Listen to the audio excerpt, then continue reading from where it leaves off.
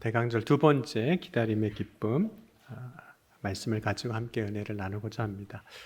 오늘 우리는 기다리는 삶을 이제 살아가고 있습니다. 그런데 기다림의 삶을 살아갈 때 믿음 안에서 기다리는 것으로만 끝나지 않고 그 기다림 속에서 이루어지는 일들, 성취되는 것들을 경험하게 됩니다. 이스라엘 백성들은 메시아를 기다렸습니다. 그때 하나님은 이스라엘 백성들에게 약속하신 메시아가 오게 하셨습니다. 곧 예수 그리스도입니다.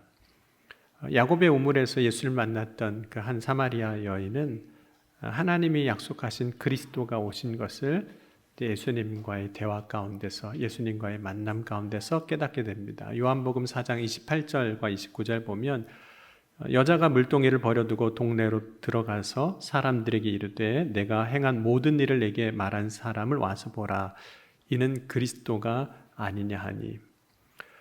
예수님이 십자가의 고난을 당하시고 죽으실 때, 그리고 예수님이 부활하신 것을 본 사람들 가운데 그때서야 예수님이 그리스도이신 것을 안 사람들도 있었습니다. 마태복음 27장 53절과 54절에 보면 예수의 부활 후에 그들이 무덤에서 나와서 거룩한 성에 들어가 많은 사람에게 보이니라. 백부장과 및 함께 예수를 지키던 자들이 지진과 그 일어난 일들을 보고 심히 두려워하여 이르되 이는 진실로 하나님의 아들이었도다 하더라.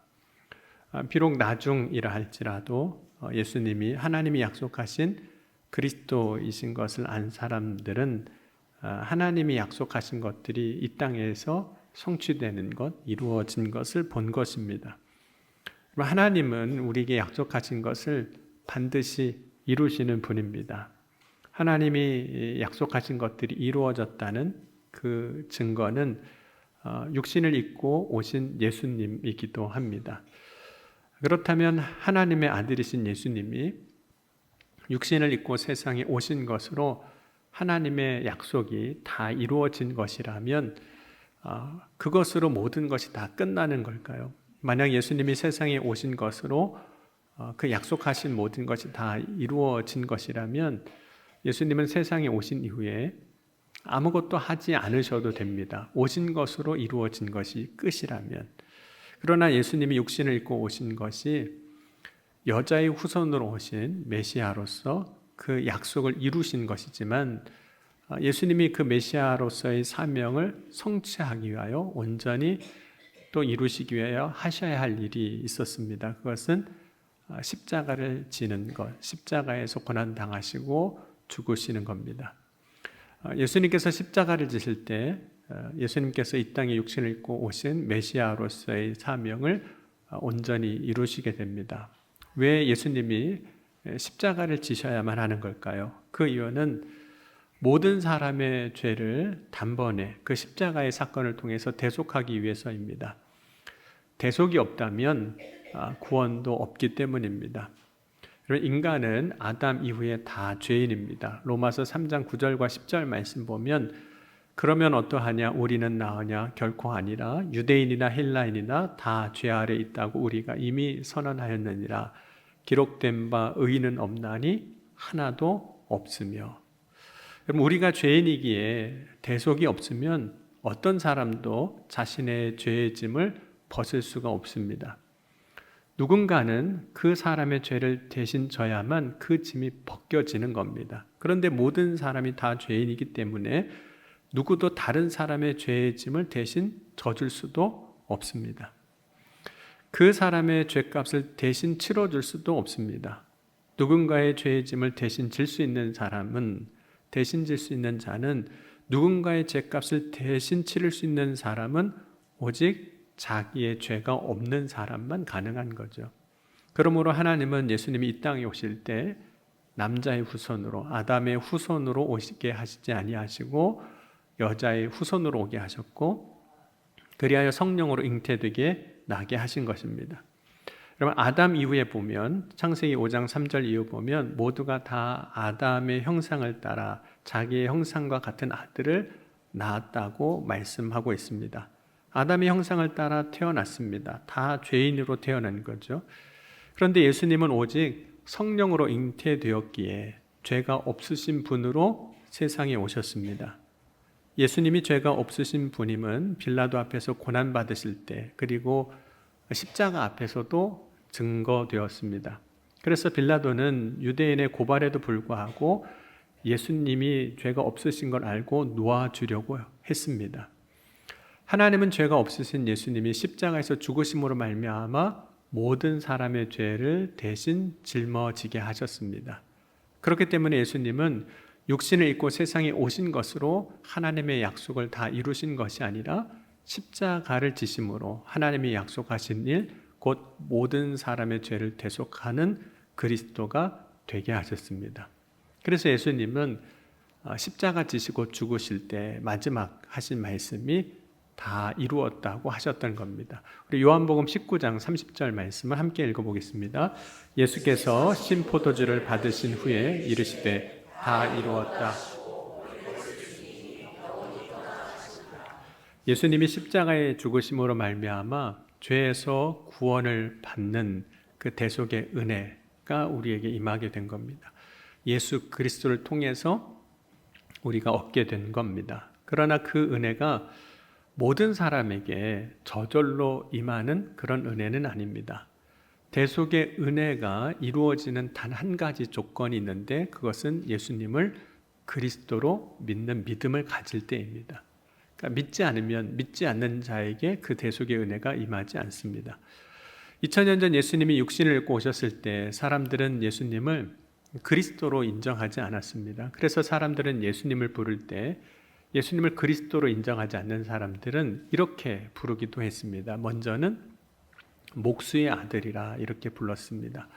마태복음 13장 55절 보면 이는 그 목수의 아들이 아니냐, 그 어머니는 마리아, 그 형제들은 야고보, 요셉, 시몬, 유다라 하지 않느냐. 또 마가복음 6장 3절에도 이 사람이 마리아의 아들 목수가 아니냐, 야고보와 요셉과 유다와 시몬의 형제가 아니냐, 그 누이들이 우리와 함께 있지 아니하냐 하고 예수를 배척한지라. 사람들이 예수님을 목수의 아들로 생각할 때 사람의 아들로만 생각하는 거죠.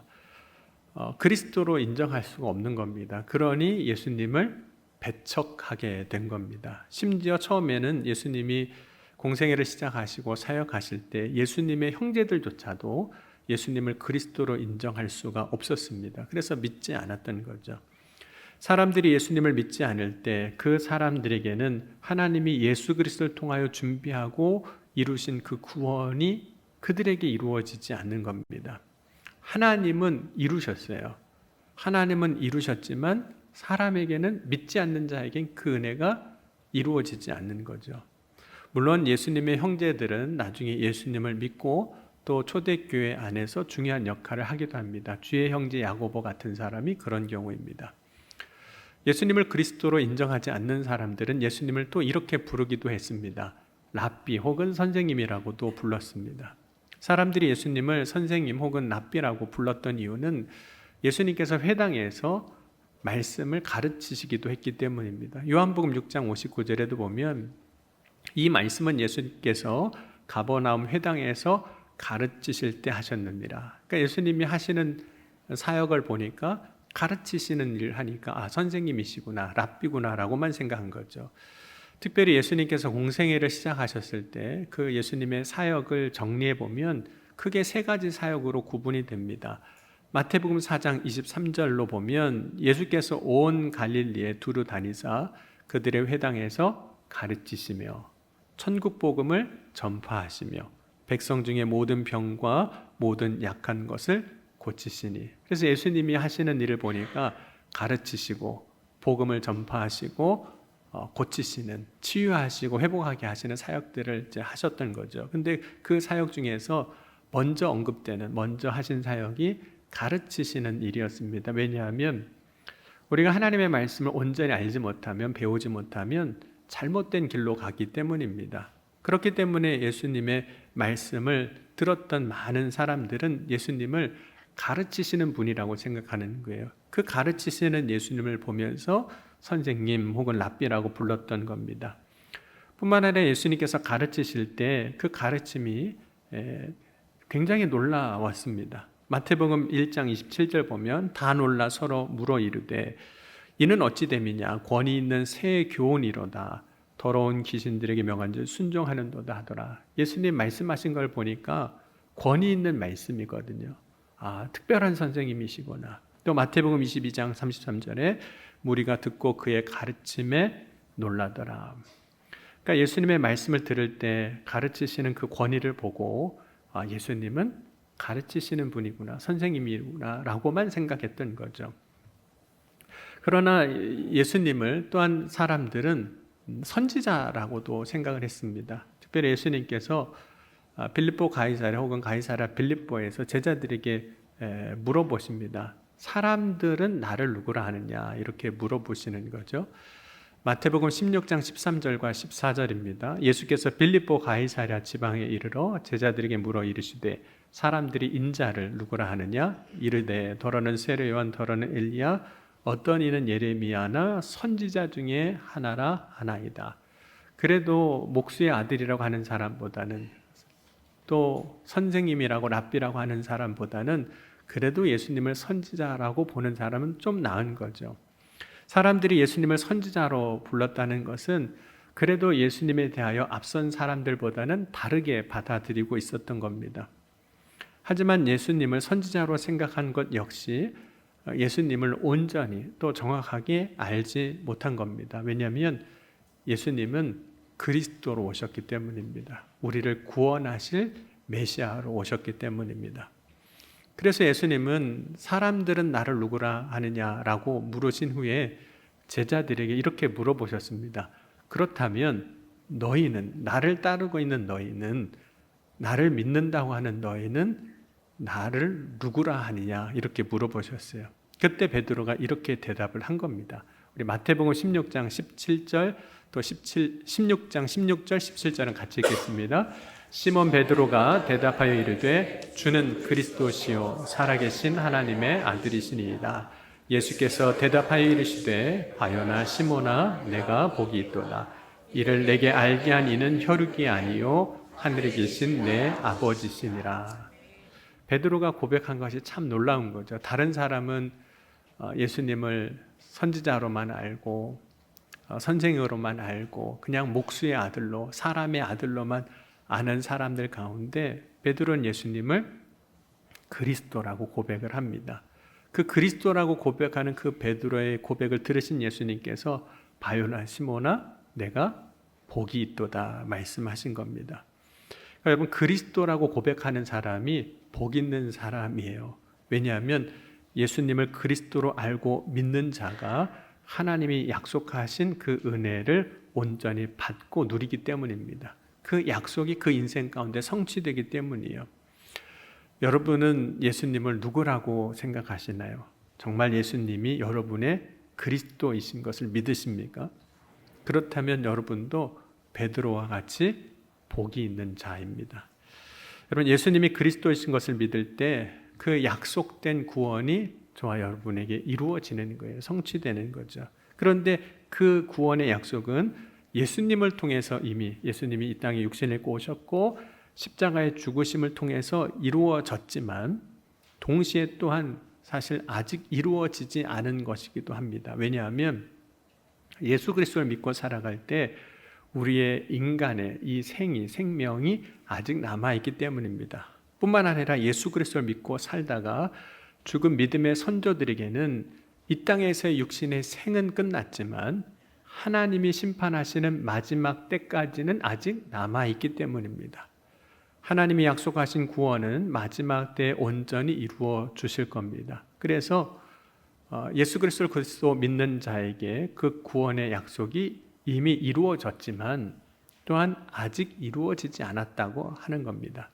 그래서 하나님의 구원의 약속이 예수님을 통해서 이루어졌음에도 불구하고 우리가 믿음으로 이루어졌어요. 이루어졌음에도 불구하고 여전히 우리에게는 기다림이 또 남아있는 거죠.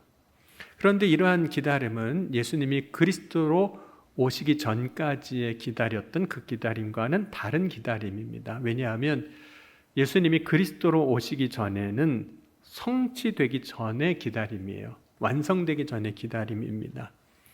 아직 약속이 이루어지지 않은 상태에서 기다리는 거죠. 그런데 예수님이 육신을 입고 오시고 십자가에 고난당하시고 우리의 모든 죄를 대속하신 이후에는 하나님이 약속하신 모든 것이 다 이루어진 이후에 기다리는 겁니다. 이 기다림의 차이가 있는 거예요. 성취가 되기 전의 기다림과 이미 이루어진 이후의 기다림이 다른 겁니다. 이 기다림을 이렇게도 설명할 수 있을 것 같습니다. 어떤 사람이 집이 없습니다. 그래서 열심히 돈을 벌었어요. 그래서 돈을 모아서 드디어 집을 사게 됐습니다. 그래서 집을 계약했어요.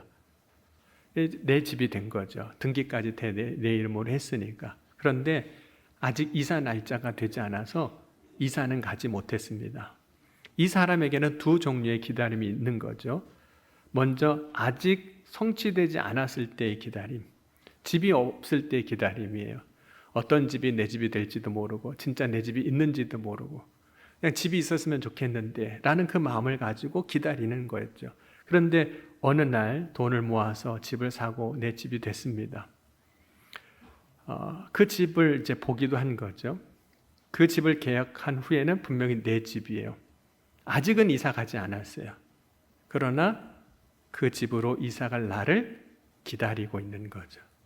그러니까 이 사람에게는 기다림이 집을 계약하기 전과 후가 다릅니다.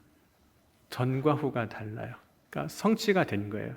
약속이 이루어진 거죠. 어떤 사람이 결혼을 앞두고 있습니다. 그래서 이제 약혼을 했습니다. 그 전까지는 내가 어떤 사람과 살아가게 될지 몰랐어요. 어떤 여자와 살게 될지, 어떤 남자와 살게 될지, 결혼을 할 수 있을까라고 생각하기도 했습니다. 그래서 배우자를 기다렸던 거예요. 그런데 이제는 만났고 이제 결혼하기로 약혼을 한 거죠. 근데 약혼한 이후에는 이제 나의 배우자, 나의 아내가 남편이 누구인지 알고 있습니다. 그리고 이제 그 사람과 함께 살아갈 거예요. 아직 결혼하지는 않았기에 아직 그 삶이 이루어지지는 않았지만 약혼한 이후에는 이 사람에게 기다림은 약혼 전과 약혼 후가 다른 거죠. 다 정해진 거예요. 이제 그 정해진 삶이 내게 이루어지기를 또 기다리는 거죠.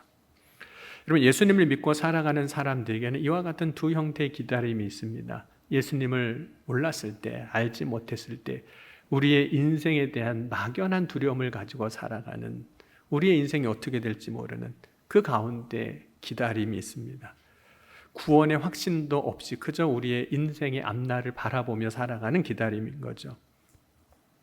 여러분, 하나님이 약속하신 예수님이 이 땅에 오셔서 구원의 성취, 십자가를 보면서 나의 삶에 이루어질 구원을 기다리며 살아가는 기다림이 있습니다. 이 기다림은 구원의 확신을 가지고 이미 이루어진 거예요. 그렇게 되기로 약속하신 것을 보여주셨어요. 그것을 가지고 살아가는 또 기다림이 있는 거죠. 여러분, 예수님을 통해서 구원이 성취되는 것을 본 사람에게 기다림이란 어떤 걸까요? 자신의 인생의 남은 시간을 아마 기쁨으로 보내게 될 겁니다. 그건 이루어진 거예요. 아직 다 이루어진 것 같지 않지만 이미 나에게 주어진 겁니다. 그것은 반드시 내게 이루어질 일이에요. 그 기다림을 보내는, 그 믿음을 가지고 사는 사람에게는 용기를 가지고 남은 인생을 살게 됩니다. 이 용기는 이렇게 표현할 수 있습니다. 두려움 없는 믿음이에요. 여러분, 예수님의 제자들이 예수님을 믿고 따랐음에도 불구하고 그 마음 한켠에는 여전히 두려움이 있었습니다. 베드로가 풍랑이를 걸을 때 예수님의 제자였고 예수님이 그 앞에 계시고 하셨음에도 불구하고 여전히 두려워하고 있는 모습이에요. 예수님을 바라보면서도 바람을 보고 무서워하여 물에 빠지게 됩니다. 뿐만 아니라 예수님이 십자가 지기 전 대제사장에게 잡히고 또 빌라도에게 고난을 당할 때 베드로는 예수님을 부인하게 되고 심지어 멀리서 예수님을 바라보게 됩니다. 예수님을 따랐고 믿는다고는 하지만 여전히 마음 한켠에는 두려운 마음을 가지고 있는 거죠. 이때 예수님을 따랐던 많은 사람들이 희망을 잃어버립니다. 소망도 잃어버려요. 믿는다고 하는데 희망도 없고 소망도 없어요. 그러나 희망과 소망이 없는 것 같이 느껴질 때 그럼에도 불구하고 성도들이 두려움 없는 믿음을 가지게 하는 하나님의 역사가 있습니다. 두려움 없는 믿음은 새로운 소망을 가지며 우리에게 주시는 하나님의 은혜인데, 두려워하는 믿음에서 두려움 없는 믿음으로 변화되는 하나님이 주신 사건이 있어요. 그것은 약속하신 성령이 우리에게 임할 때입니다. 여러분, 사도행전 1장 3절에서 5절 보면 이렇게 말씀하고 있습니다. 그가 고난받으신 후에 또한 그들에게 확실한 많은 증거로 친히 살아계심을 나타내사 40일 동안 그들에게 보이시며 하나님의 나라의 일을 말씀하시니라. 사도와 함께 모이사 그들에게 분부하여 이르시되 예루살렘을 떠나지 말고 내게서 들은 바 아버지께서 약속하신 것을 기다리라. 요한은 물로 세례를 베풀었으나 너희는 몇 날이 못되어 성령으로 세례를 받으리라 하셨느니라. 예수님께서 부활하시고 승천하기 전에 제자들에게 약속하신 성령을 기다리라고 말씀하셨어요. 그런데 그 약속하신 성령이 그 제자들에게 임할 때 제자들의 믿음이 바뀝니다. 두려워하는 믿음에서 두려움 없는 믿음으로 바뀌는 거예요. 그래서 어느 곳에서든지 누구 앞에서든지 담대하게 복음을 전하는 두려움 없는 믿음을 가지고 살아갑니다. 특별히 베드로의 경우는 공회에서 복음을 전하지 말라고 경고합니다. 이 공회는 예수님을 십자가에 못 박았던 사람들이기도 해요. 그때 베드로가 예수님을 십자가에 못 박았던 그 사람들의 말하는 경고를 듣고도 그들의 말에 굴하지 아니하고 계속해서 복음을 전합니다. 사도행전 4장 17절에서 19절 말씀 보면 이것이 민간에 더 퍼지지 못하게 그들을 위협하여 이후에는 이 이름으로 아무에게도 말하지 말게 하자 하고 그들을 불러 경고하여 도무지 예수의 이름으로 말하지 말고 가르치지도 말라 하니. 4장 19절입니다. 한번 같이 읽겠습니다. 베드로와 요한이 대답하여 이르되 하나님 앞에서 너희 말을 듣는 것이 하나님의 말씀을 듣는 것보다 옳은가 판단하라. 베드로의 말을 보니까 두려움 없는 믿음을 갖고 있어요. 그럼 베드로가 두려움 없는 믿음을 갖게 된 이유는 약속하신 성령이 그들 가운데 임했기 때문입니다. 오늘 우리도 하나님이 약속하신 것이 이루어진 것을 보면서 또 약속하신 성령의 역사를 보면서 두려움 없는 믿음을 가지는 저와 여러분이 될 수 있기를 주의 이름으로 간절히 축원합니다. 여러분, 두려움 없는 믿음을 가질 때 오늘 우리가 살아가는 삶의 자리에서 누구 앞에서든지 어느 곳에든지 승리의 삶을 살아갈 수 있습니다.